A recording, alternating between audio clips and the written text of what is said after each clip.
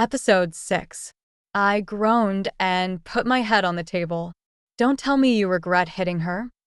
Rachel asked incredulously, after everything she's put you through.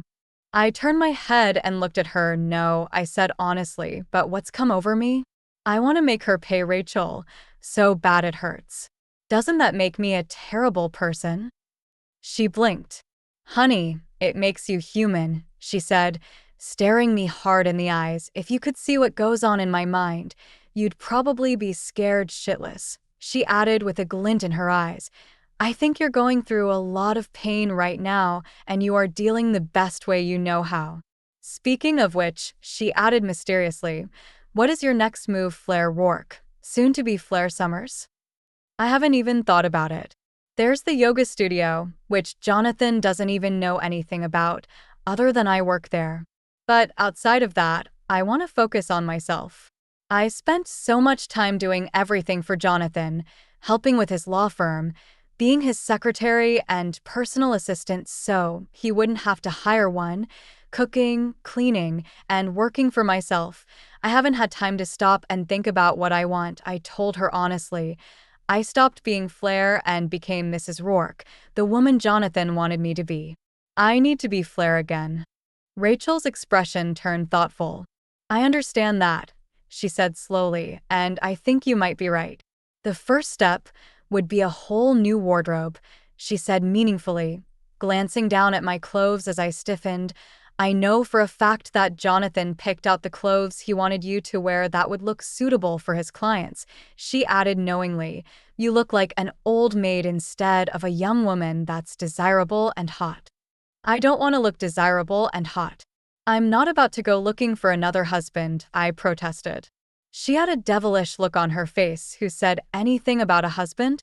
A one-night stand here, or there wouldn't kill you, Flair. Might even make you loosen up a little, she teased. And what woman doesn't like to feel like she's desired? She had a point. I blushed and looked down at the ground as Rachel gathered up her coffee cup and placed it carefully in the sink. We should go to that new upscale boutique that opened last week, she said nonchalantly. It's supposed to be high-end and extremely fashionable. But you know that I only like two. I trailed off as she grinned at me. All their clothes are eco-friendly and sustainable, she said as I relaxed, so there's no excuse for not checking it out. Vegan-friendly, she said triumphantly. But I don't have time to go shopping. I'm supposed to be in the studio. Don't even think of it. We both took today off so that we could recuperate from the club, Rachel interrupted. Damn. I deflated. I finished my juice and Rachel handed me a granola bar to nibble on. I heard my cell phone begin to ring and Rachel glanced at it before she handed it to me to answer. Speak of the devil, she whispered, giggling slightly. I glanced down at the caller ID and my heart almost stopped. It had been over 3 years since I had heard from him, and yet it was like I couldn't wait to hear his voice again. I knew instinctively why he was calling. I didn't care. I turned my back to Rachel, who was eyeing me with a wicked grin, and pressed the answer button, my voice cracking slightly. Hello. The voice of my father reached my ears, hoarse and powerful, instantly filling my heart with joy and at the same time causing my stomach to churn. Come home. I've seen the papers. The dial tone as he hung up. Rachel hovered over my shoulder as I resolutely put the phone down. So, what did he say? She asked eagerly. I gave a cracked smile, reaching for my handbag and purse. I woodenly began to make my way towards the door, while Rachel followed behind me. Nothing, I said in a monotone, opening the door and getting my keys out other than to give me instructions to return home. My childhood home.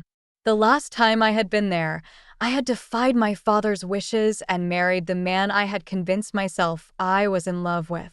I hadn't stepped foot inside it since. Now I was going back. Would my father embrace me with open arms, or was I to be shunned for the choice I had made so many years ago? Jonathan's point of view. The atmosphere in the DeLuca family home was tense the next morning. I sat at the dining table uncomfortable as Charlotte's grandfather proceeded to rage and rain down his fury at her behavior and her conduct. You, stupid girl, he snapped, waving the newspaper with the scandal contained on the front page as Charlotte flinched next to me. Are you trying to destroy the DeLuca's good name? He demanded. Do you have no regard for your roots and the hard work that has gone into making the DeLuca name one to be proud of? It's not my fault, Charlotte protested weakly, and her grandfather's eyes almost bulged out of his head with anger as he slowly unfurled the newspaper to read out the title that was in bold letters. Spoilt heiress has affair with married man. Given slap by the woman she wronged. What do you have to say about this? He hissed, brandishing the paper at Charlotte wildly from his position at the head of the table. I kept silent. Charlotte's mother, Karen, attempted to intervene. John, you know that she's young, she soothed. She's bound to make mistakes. This isn't some blatant attempt to bring the DeLuca name down. Grandfather's head whipped around and he glared at his daughter-in-law. Silence, woman, he barked, causing Karen to sit quietly at the table. This is all a reflection of your parenting. You coddle your daughter and spoil her rotten. Not to mention, I'm assuming the man you are sitting with is the man you had an affair with? Have you no shame? He growled, pointing at me as I stiffened. I smoothed down my coat and gave him my best smile. My name is Jonathan Rourke, sir, and I'm very much in love with your daughter. I began, and he snorted. In love? Shame you couldn't wait until your divorce was official before you began sleeping with each other, he said icily. A man such as you should have known better. This woman, he said, pointing to the picture of Flair in all her glory, her hand raised from slapping Charlotte. Is this your wife? I winced. Charlotte fidgeted with her hands, cowed into submission by her angry grandfather. I couldn't afford to anger this man. Not when I had my eyes set on marrying Charlotte and building up my law firm. Yes, sir, I said apologetically, it is. But I fully intend on sending her the divorce papers, I added as he went bright red, looking like he was about to go apoplexy with rage. And while it's not the best way for the press to find out that Charlotte and I are seeing each other, at least it's out in the open, I added. I do not condone your actions, the grandfather boomed, startling us both. They are the actions of a coward, he added, staring me in the face. A real man would have divorced his woman first and then moved on. Charlotte, you disappoint me, he said, shaking his head and making Charlotte look down at the table, fighting back tears. If you were in the same situation as this woman, no doubt you would have wanted to slap her too. Quite frankly, you got off lucky, he added darkly as Charlotte's lips parted in indignation. Back in my day, the woman would have dragged you by the hair and punched you right in the face. John, Karen said, sounding scandalized. Full story is available on shelfofnovels.com. Click the link in the comment section to get it free.